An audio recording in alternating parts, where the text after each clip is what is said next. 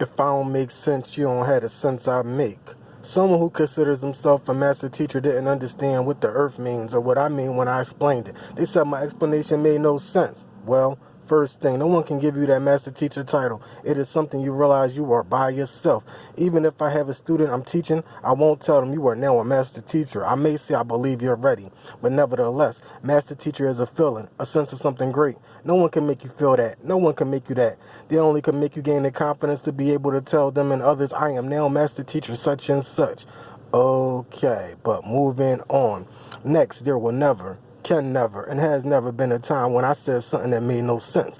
Everything is sense, and sense is perception. So if what I say makes no sense, then you don't have the sense that I do to perceive how I do, or should I say the aspects of the senses to allow you to perceive what I can. Or if you do have all that I said you don't, then you are just operating off hate, and it's blocking your clarity, which does happen. But what does this mean?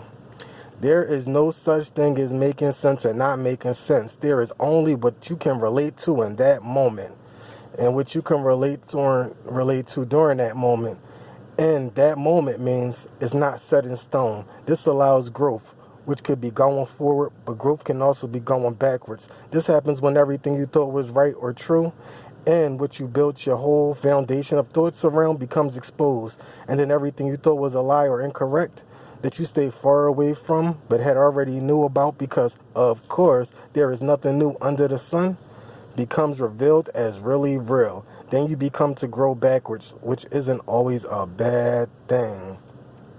Right. So now, Earth, everything around reflects the host. How the hell doesn't that make sense?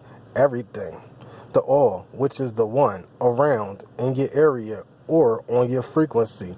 But even what is not on your area, or not in your area, or on your frequency, but showing themselves in your presence, whether it be physical or energy exchange.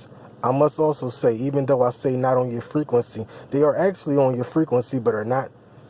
They are actually on your frequency, but are not showing you they are, which is why they seem to be opposed to you. But they aren't opposed to you or your thoughts. They can't be, because they have the same thoughts, but they are opposed to the way you express them.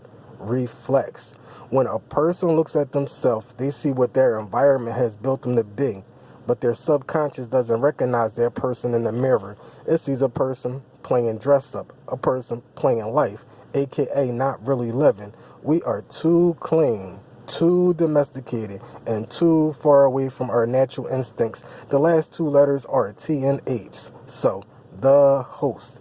So when a person is on live on their channel, and even though they are a part of the interaction, reading comments and replying to what they choose to, and ignoring what they decide to, and making their choice of topic whatever they feel like it, even able to block people, time out people, or delete their comments, basically shut them up. So even though it seems that they are a part of the interaction, they are actually the whole interaction. They are the host.